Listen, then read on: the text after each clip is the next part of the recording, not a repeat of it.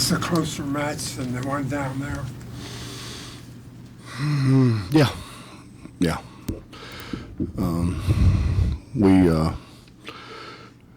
We kind of opened it up at the end down there.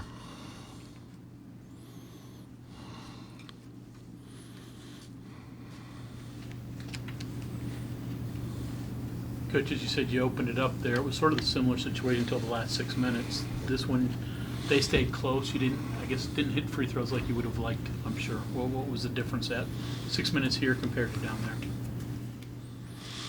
Well, the truth of the matter is to go 24 for 41 from the foul line and turn it over 18 times and still win is really pretty remarkable.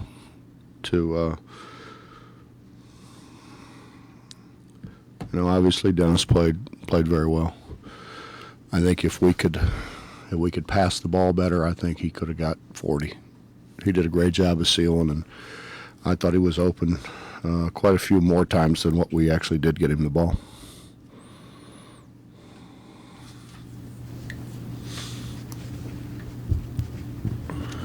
Got another strong game out of Aaron Harris. Nice little stretch he's got going. Can you talk about his play a little bit and having that role as a freshman out there? Yeah, the battle is to play every play. And in the first half, Aaron was really loose with the ball and turned it over, and I thought came back the second half and really responded. The good thing about Aaron, he's not one of those guys who pouts and sulks, and he keeps playing.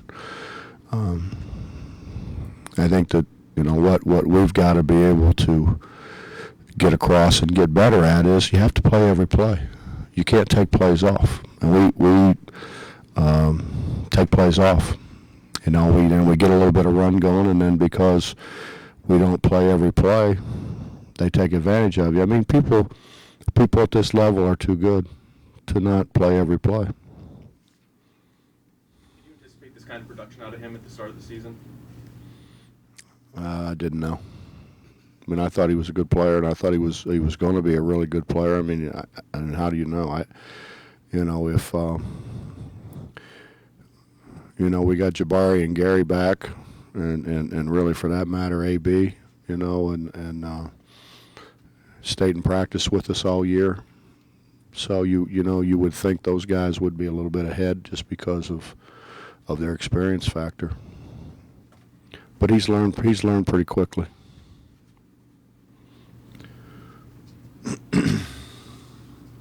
You played Harris and Henderson together for a longer stretch than I remember. Do you like those two on the floor together? I'd love to play them. They've got to do a better job defensively, and they've got to pass the ball better. I mean, I think you noticed when Dennis didn't get the ball when they were in the game together, and Dennis has got to get the ball. They've got to learn. They've got to continue to work and expand their games. But putting those two guys on the floor, the way they both have the ability to make shots is where we got to get to. But at the same time, they got to be able to throw it to the big fella whenever he's open to, and guard their guy.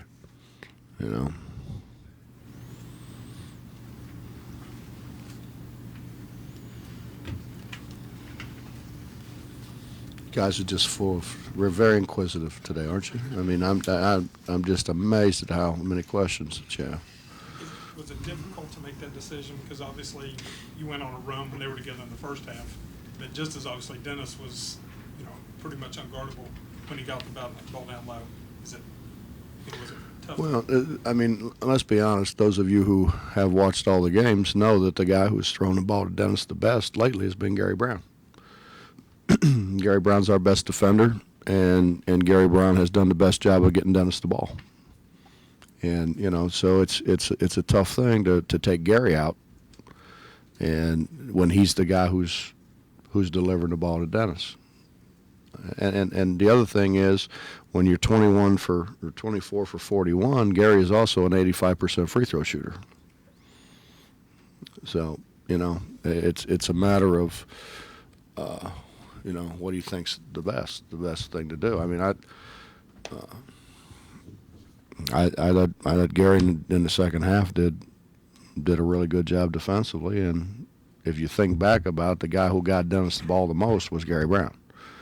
He's the guy that we've kind of counted on to get him the ball. I can't play 4 guards. Coach, their last possession, were you sure they were probably going to try to shoot a 3? What was your? I don't know that they absolutely wanted to shoot a 3. I wanted to switch everything. We switched every cross, and I think they ran that close the gate deal with those 2 guys, and we switched it out, and it did a good job of denying the shooter coming off of that, and then the guy got. I mean, just looking at the reaction of the bench, that's not what they wanted.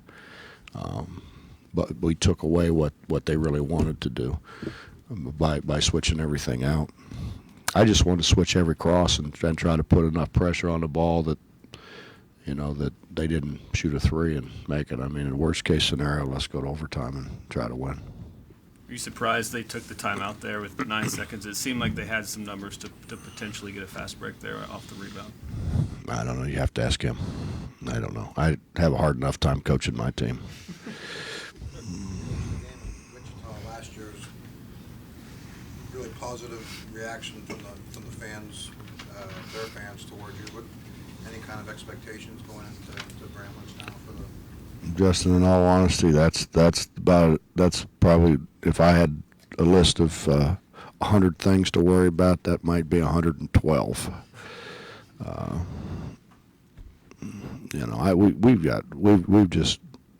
I got one day to get ready for a pretty good team, so I can try to make sure that I give our guys all the resources that they need to have a chance to win, and that's I don't know. I mean, if they don't, they don't. What am I going to do? The truth of the matter is, I've been gone for 6 years now, so unless those guys are on Jay Jacobs' plan of graduation, they probably gone, the people that were there.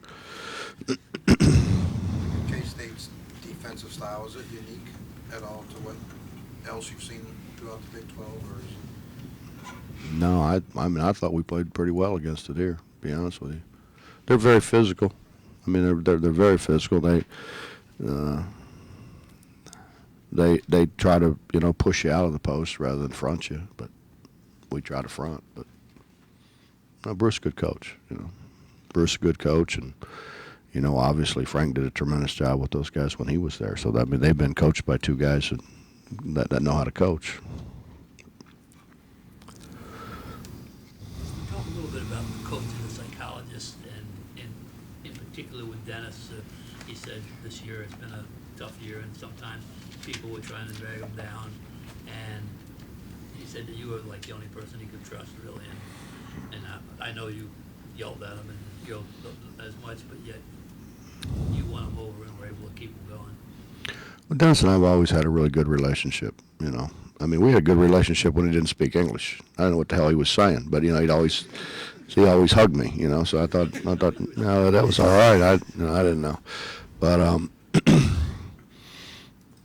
no, I mean, I've been very tempted to save all these letters I get that the guys that coach better than I do and know more about Dennis than I know, and our other guys, and maybe just take a month and go evaluate their place of work and what kind of job they're doing, and then write them a letter about what kind of job they're doing, what kind of job their employees are doing, or if they have employees, or in some of those cases probably how well they cook the French fries at McDonald's, but you can overcook those.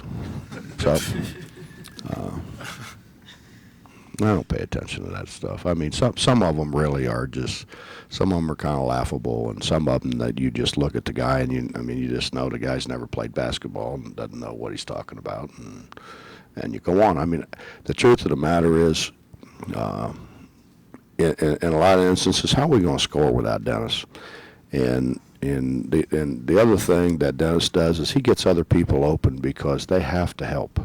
They just have to help, and I think Aaron Harris has been a recipient of Dennis, making more than one guy have to guard him. We've gotten shots. I mean, it's not like we haven't gotten shots. I mean, you guys watch us. We've gotten shots. We haven't made enough of them, but we've gotten shots, and he is a huge part of that.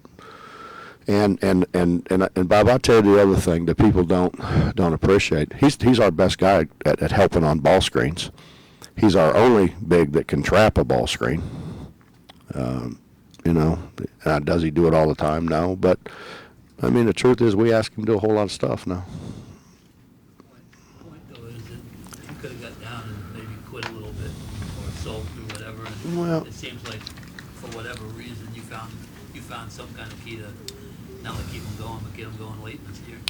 Well, he came in and we talked for whatever, 25 minutes, a half hour. But I mean, Dennis and I have had a lot of, I mean, we've had talks for a couple hours sometimes. He's come over to my house and, I remember sitting out back sometimes, sitting there and talking about, a lot of different things.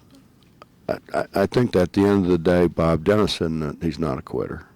Everybody gets frustrated. I mean, I may be at the head of the class when it comes to frustration, but he's not a quitter. That's not Dennis, and he's just Dennis's problem is Dennis is probably too talented. He's too smart. He picks up a gun, he goes and hunts, and he's very proficient at that. He's shot a wild boar, he's been deer hunting, he's been coon hunting, he's learning how to fish. He's a talented guy and enjoys a lot of things. And, obviously plays the guitar very well, and he's a talented guy. And, I think sometimes there's too many things for him to do. But he's not a quitter. And I never really worried about Dennis quit. Anything else? Coach, how much of a concern is the turnovers? I mean, the first game against Texas Tech, there was 18. Well, we only had 36 in 2 games. If it got to 40, I'd be pretty concerned. But, honestly, I mean, what do we have? Five illegal screens at Baylor. We were worse today than we were at Baylor, in all honesty. Now, the problem at Baylor was we just threw it to them. That there were too many live ball turnovers. I don't know. Justin, we've been good at it. I mean, I don't know where we are now, but statistically, we were right towards the top of the Big 12 in the least amount of turnovers and turnover margin and all that other kind of stuff. And I don't know. I can't. I said this on the radio. When we have worked extremely hard on, curls and presenting yourself on a curl and presenting yourself on a back cut, and because we've missed so many layups, we've missed this astronomical amount of layups, and a lot of it is because we just didn't present ourselves and we didn't get our head on the rim, and we're kind of shooting it as we're trying to figure out where the rim is and those kind of things. And then we're up 6, I believe, and we make a back cut, and we deliver the ball finally, and the guy's not even looking. And that blows my mind. It blows my mind after the time that we've spent on that. It's well, what the hell are you asking me for? Ask them. I don't know. You keep asking me what they think. How do I know what they think? Talking all the games, how many times have you walked off this season feeling good about the team's performance? I don't count that either. Can you remember any? I've told you this, and you don't listen very well. When I was a kid, and we were going down to Denison to play, and Phil picked me up, and I looked, and he didn't have a rear view mirror. I said, Phil, you don't have a rear view mirror in this truck? He said, boy, we ain't going backwards. And that's how I've lived my life. This will be over with, and if you stop asking questions, Kansas State's on at 7. All right.